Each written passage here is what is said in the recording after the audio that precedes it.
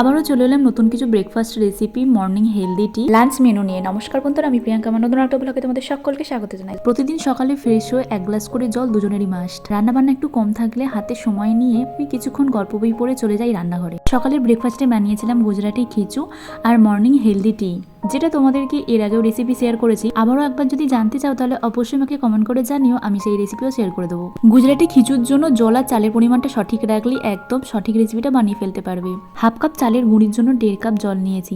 জলটাকে ধনেপাতা, কাঁচা লঙ্কা কুচি, জিরে আর একটু বেকিং সোডা দিয়ে ভালো করে ফুটিয়ে নিয়ে পরিমাণ মতো লবণ দিয়ে চালের গুঁড়িটা দিয়ে অনবরত কিন্তু সেটা নাড়তে হবে। যখন এটা সিদ্ধ হয়ে যাবে ঢাকা দিয়ে বেশ কিছুক্ষণ গ্যাসের উপরেই রেখে দেবে। এই খিচুতে সাম্বার দেওয়ার জন্য একটু ঘি, কারি পাতা, সর্ষে ফোড়ন দিয়ে সাম্বারটা দিয়ে নিয়েছি। এই খিচুটা খাওয়ার জন্য এর ওপর থেকে আচারের মশলা ব্যবহার করা হয়, তবে আজকে আমি যে মশলাটা দেখাচ্ছি সেটা দিয়েও কিন্তু খেতে বেশ ভালো লাগে।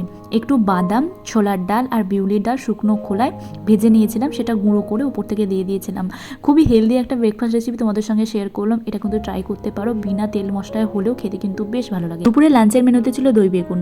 তার জন্য বেগুনটা লবণ হলুদ মাখিয়ে অল্প তেলে ভেজে তুলে রেখেছি। কড়াইতে সর্ষের তেল দিয়ে গোটা গরম মশলা ফোড়নে দিয়েছিলাম, সঙ্গে একটু শুকনো লঙ্কা, আদা বাটা আর সামান্য একটু জল দিয়ে এটাকে ভালো করে কষিয়ে দইয়ের মধ্যে সমস্ত বেসিক মশলা দিয়ে দিয়েছিলাম। হলুদের গুঁড়ো, লঙ্কার গুঁড়ো, জিরের গুঁড়ো আর ধনের গুঁড়ো। লবণ দিয়ে দইটাকে ফেটিয়ে পরিমাণ মতো জল দিয়ে এটাকে বেশ কিছুক্ষণ ফুটিয়ে নিয়েছিলাম। তারপর ভেজে রাখা বেগুনগুলো দিয়ে ঢাকা দিয়ে হতে দিয়েছিলাম। নামানোর আগে ধনেপাতা দিয়ে নামিয়ে নিয়েছি। তার সঙ্গে একটু নোটে শাক ভাজাও ছিল। শাকটাকে ছোট ছোট করে কুচিয়ে নিয়েছিলাম। সর্ষে তেলে শুকনো লঙ্কা, 5 ফোড়ন দিয়ে শাকটা লবণ হলুদ দিয়ে একটু ভাজা ভাজা করে নিয়েছি। নামানোর আগে বড়ি, গুঁড়ো করে রাখা বাদাম, চিনি আর সামান্য ঘি দিয়ে নামিয়ে নিয়েছি। আজকে লাঞ্চের এই ছিল সিম্পল মেনু। ভিডিওটা এখানেই শেষ করলাম। দেখা হচ্ছে কাল আবার নতুন কোনো ভিডিও।